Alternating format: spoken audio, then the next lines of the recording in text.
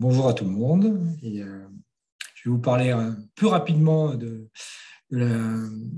cette valeur au sein d'Innovacom et en particulier dans un produit que nous avons lancé la semaine dernière pendant le salon Santexpo 2021. Donc, c'est très récent comme lancement. Voilà. Je trouve le bon. Passer au slide suivant. Voilà. Donc, en fait, Fire Innovacom, c'est plusieurs axes de travail. On a un produit qu'on nomme EDR pour Innovacom Data Repository, qui est en fait un entrepôt de données de santé, un entrepôt de données dans lequel on va stocker des ressources Fire nativement. Donc, on supporte deux versions, STU3 et R4. Et pour lequel on met aussi en place les API, on met en œuvre les API qui permettent de stocker et d'interroger les ressources qui sont stockées. Donc ça, c'est un produit 100% Fire, dédié à Fire. Et un deuxième axe de travail au niveau d'Innovacom concernant Fire, c'est l'adaptation à travers notre logiciel, notre bus EAI, qui s'appelle EIE, qui permet de rendre en fait des applications non Fire, de les rendre Fire via le concept de façade. On va présenter une façade pour habiller l'application qui n'est pas Fire et pouvoir interagir avec elle. Et le troisième sujet, c'est le produit effectivement EPL, donc Innovacom Patient Link, qui cette fois-ci, lui, implémente Fire complètement au sein du cœur du logiciel, puisque tous les échanges à l'intérieur de ce produit sont faits en Fire. Je vais vous détailler ça un petit peu plus après. Donc, le premier produit, donc EDR, c'est un produit assez classique. On stocke des ressources, on peut les visualiser rapidement et puis on peut interagir en implémentant la recherche par API ou l'accès direct des ressources telles que définies par le standard Fire. Voilà. Il n'y a pas plus par rapport à ça, c'est assez classique. De plus en plus de projets, et c'est une question qu'on m'a posée d'ailleurs à Santexpo plusieurs fois, est-ce qu'il y a des projets vraiment Fire en France? Et donc oui, il y a des projets, alors ce n'est pas encore la majorité, mais ça arrive. Et un des cas d'usage qui est vraiment souvent demandé nous concernant, c'est vraiment rendre une application Fire compatible. Donc là, j'ai pris l'exemple d'un connectaton, un projectaton qu'on a passé pour un appel d'offres pour le système de santé du Gabon, pour lequel il a fallu, entre autres, se positionner en tant que PDQM, supplier et consumer. Et donc, on s'est mis en façade devant l'application DPI avec qui on a discuté en format ad hoc, un format 100% propriétaire. Et on a pu implémenter ces acteurs et donc on a pu répondre aux requêtes, que ce soit JSON ou XML, avec les différents paramètres dans les headers, pour pouvoir rechercher des patients dans ce DPI qui n'est donc pas Fire. Et d'un point de vue du consommateur, il y a absolument... on peut rendre du coup complètement Fire cette solution. Donc ça, il y a eu ces projets-là. Il y en a d'autres, notamment des projets plutôt liés à la remontée d'informations d'appareils biomédicaux aussi. Donc, on utilise un autre produit d'Innovacom et qui va récupérer les informations des appareils biomédicaux qui vont être stockés dans l'entrepôt EDR derrière, via EIE aussi. Donc, les trois produits. Donc, on passe des données qui sont complètement propriétaires à du HLCV2 et du FIR au final. Donc, puis il y en a d'autres en cours. Voilà, donc c'est des projets qui sont en cours de déploiement en France. Et donc, pour la partie Patient Link, cette fois-ci, en fait, on a mixé les deux approches, puisque on peut se connecter aux applications d'un SIH Oui, PatientLink, ça permet de digitaliser l'expérience patient et donc de permettre d'interagir pour que le patient puisse interagir avec son hôpital via son application web ou son application mobile pour faire notamment ses parcours de préadmission. Et donc, pour mettre en place ce projet, on a pu se connecter on peut se connecter aux applications de l'hôpital qui, elles, ne discutent pas forcément en Fire, mais majoritairement encore en HL7V2. Et donc, récupérer ces informations-là en HL7V2, les transformer en ressources Fire que l'on va stocker dans l'entrepôt Fire EDR, donc notre entrepôt Fire. Et puis après, la partie communication à l'intérieur même de la solution PatientLink, que ce soit au niveau de l'application back-end ou alors de l'application mobile. Tous ces échanges-là sont 100% faits en Fire, ce qui fait que l'équipe de développement qui s'occupe de la solution PatientLink ne connaît que du Fire et que les standards HTTP et JSON qui sont utilisés dans Fire. Il ne connaît absolument pas la partie H7V2 puisque tout ça est traité en amont. Donc, les données qui sont traitées dans PatientLink, on a des données évidemment de référence, puisqu'on a les données du FINES, les structures de l'établissement, les professionnels de santé. Donc, toutes ces informations-là sont positionnées dans des ressources Fire stockées dans le DR. Donc, par exemple, en attendant que les ressources du RAS soient disponibles en Fire, on a récupéré les finesses de l'extraction Etalab, qui sont disponibles sur Etalab, sur data.gouv.fr, et on les a positionnés dans des ressources Fire les plus ressemblantes possibles à ce qui va être disponible bientôt avec le RAS. Les structures de l'établissement, c'est les structures, les services, les UF de l'établissement que l'on stocke aussi en Fire. Les professionnels de santé, de la même façon, c'est des ressources qui sont le plus proche possible de ce qui va aussi être délivré par l'ANS côté practitioner. Et d'un autre côté, toutes les informations d'identité mouvement, de rendez-vous ou de documents sont transformées et stockées dans des ressources Fire dans l'EDR. Donc, l'ensemble des ressources qui sont utilisées actuellement, c'est un lancement qui a eu lieu la semaine dernière. C'est donc une première version du projet. C'est forcément le nombre de ressources va augmenter au fur et à mesure de la complétude du projet. Mais globalement, voilà, en présentation rapide et graphique des ressources utilisées.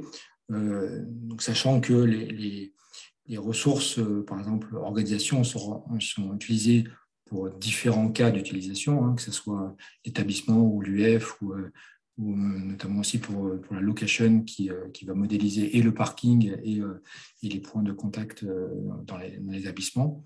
Donc, c'est un ensemble de ressources assez classiques, mais en tout cas qui correspondent bien à ce dont on a besoin. Et donc, c'est ces ressources-là qui sont communiquées au sein de l'application.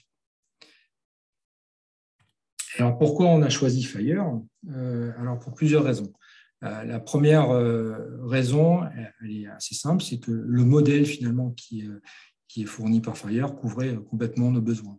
Donc, c'est un modèle qui permet d'aller plus vite, puisqu'il est déjà connu, reconnu et puis disponible. Le fait qu'on ait un serveur Fire 100% compatible, effectivement, c'est aussi un atout qui permet de gagner du temps et qui permet de mettre en place très rapidement l'équipe de développement sur ces sujets-là. Pas besoin de réfléchir sur un stockage de base de données, sur des schémas qui auraient été à concevoir. Donc, on part déjà avec des choses déjà faites. En plus, le fait de standardiser, l'idée d'utiliser des ressources Fire au sein d'Enovacom et de ces produits-là. Dans les produits, c'est vraiment axer notre utilisation des standards et notre utilisation et de toujours travailler sur les mêmes objets qui sont définis de façon nationale, enfin internationale ou nationale, et de pouvoir parler d'un même langage commun. Donc ça permet aussi de gagner du temps parce que c'est déjà des choses qui sont documentées, qui ont une certification, qui sont partagées par tout le monde et qui permettent d'aller plus vite par rapport à ça. Un point très positif de Fire qui a vraiment été soulevé par l'équipe de R&D chez nous, c'est que les technologies évidemment qui sont utilisées, HTTP, JSON, tout le principe justement de Fire sur l'axe implémenteur d'abord. Là, on l'a vraiment touché du doigt où les développeurs sont plus à l'aise avec ces technologies, n'ont pas à regarder du HL7V2, à comprendre comment c'est organisé et peuvent vraiment utiliser les outils et les concepts très rapidement. Et les mécanismes qui sont en plus fournis par Fire, notamment les mécanismes de recherche qui sont déjà définis, font gagner du temps parce qu'on n'a pas besoin de redéfinir, de reconcevoir, de réarchitecturer tout ça.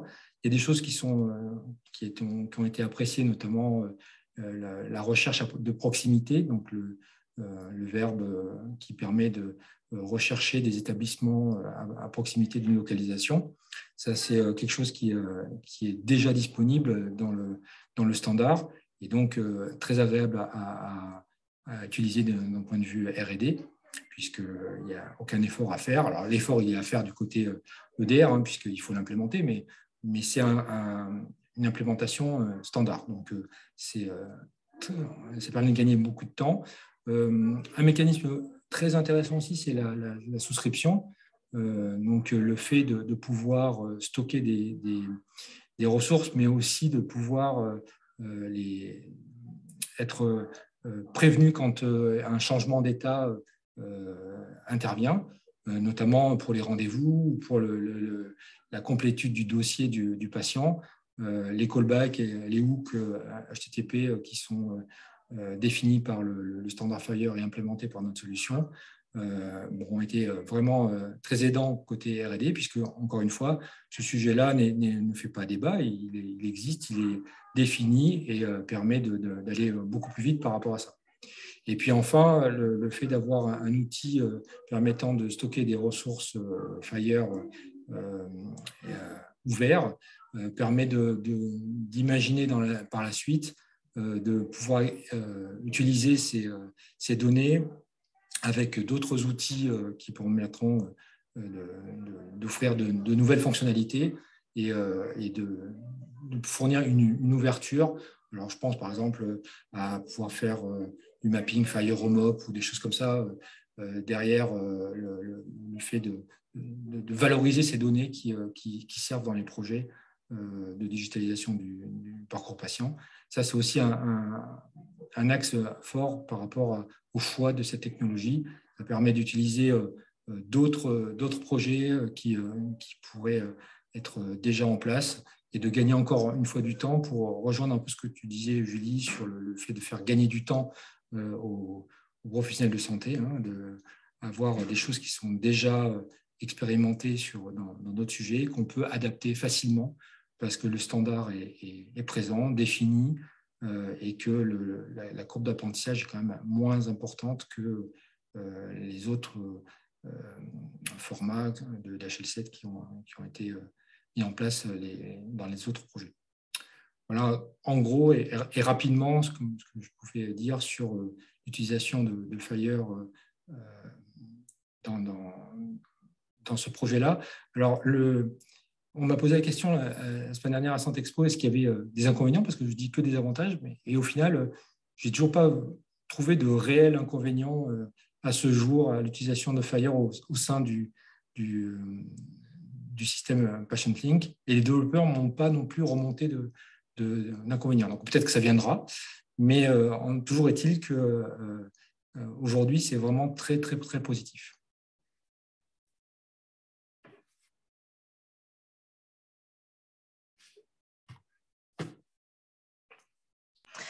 Ok, merci Frédéric, super. On ne te voit plus à partir du moment où je parle. Je vais me mettre là. Est-ce qu'il y a des questions pour Frédéric? Aucune? Moi, j'allais poser celle-là. Donc, quels sont les inconvénients de Fire? Donc, je me suis... Ah, t'en as une? Une petite question sur il me semblait que Enovacom utilisait beaucoup le standard PN13 par le passé. Peut-être une question sur la transition, comment elle est gérée, ce qui l'a motivé. Alors, pour l'instant, la PN13 est toujours d'actualité. J'ai vu David de Fast passer, qui ne dira pas le contraire, je pense. La partie Fire est utilisée profilée actuellement au sein d'Interop Santé pour la réconciliation médicamenteuse. Donc, c'est un autre sujet que la PN13. Aujourd'hui, la PN13 est encore d'actualité. Alors, honnêtement, on n'a pas de demande spécifique pour remplacer la PN13. Pour un projet... dans le sud de la France, là, on a eu des demandes effectivement d'avoir des medication requests modélisés dans EDR. Donc, c'est un sujet qu'on adresse aussi. Donc, on stocke ce genre de ressources qui sont liées aux médicaments, mais ce n'est pas pour remplacer la PN13. C'est pour un autre usage. Voilà. Et je pense que pendant un petit moment, en tout cas, la cohabitation des deux sera de mise, quoi. Une autre question. C'est un complément sur PN13. En fait, Interop Santé a profilé le Medication Request dans la lignée de PN13, puisqu'il y a beaucoup de fonctionnels dans PN13. Il n'y a pas de raison qu'ils soient fondamentalement différents en Fire. Donc, il y a une relève, mais ce n'est pas un remplacement, ça va être un tuilage en des années, je pense. Voilà. Ceux qui veulent faire du Medication Request, je pense, allez voir le profil Interop Santé. Merci beaucoup. On a d'autres questions ou un petit mot de conclusion? Ah, est-ce que vous avez créé un implementation guide pour indiquer les règles de modélisation, pour indiquer comment est-ce que vous avez modélisé les informations? Alors, la réponse est pour l'instant non, de façon tout à fait directe. Pour l'instant, on ne l'a pas fait. Non. Là, c'est l'histoire de sortir les versions. Il faut sortir la version. Mais après, c'est évidemment un sujet qui est forcément intéressant, notamment dans le contexte de l'ouverture, de publier ce genre de choses. Je sais que vous l'avez fait, enfin que ça a été fait côté Arcane. C'est quelque chose qu'il fera aussi faire, évidemment. Vraiment faire... ça peut être intéressant de travailler aussi avec Interop Santé pour vraiment faire un profil commun français. Quelqu'un d'autre a une question? Oui, plein de profils, faire un implementation guide, on est d'accord. On part sur un débat. J'ai une question de Johan Poiron. Merci Johan d'être connecté à ce meet-up, ça me touche. Dans le Patient Link, vous êtes parti sur un modèle de données identique à celui de Fire. Dans le cas contraire, comment gérez-vous le mapping vers VS, le stockage natif des ressources? Alors, attends que je comprenne la question. Est-ce que c'est natif, le modèle de données, base de données, ou est-ce que c'est propriétaire et vous faites du mapping? Ah non, on ne fait pas de mapping. En fait, le mapping, il est fait au départ, c'est-à-dire quand on consomme du HL7V2, on va créer si nécessaire, compléter si la ressource existe.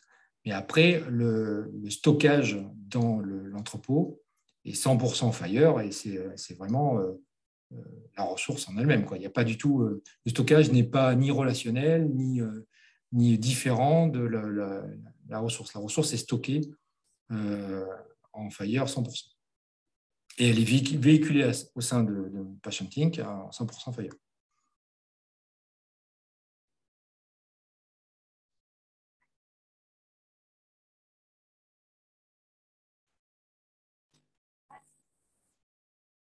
Utilisez-vous le stockage de la librairie API de Luc Chatti?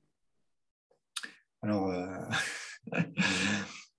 il y a des tests qui sont en cours. Pour l'instant, non. Donc, voilà. Donc, c'est aujourd'hui, non. Mais voilà, c'est des tests en cours à qualifier.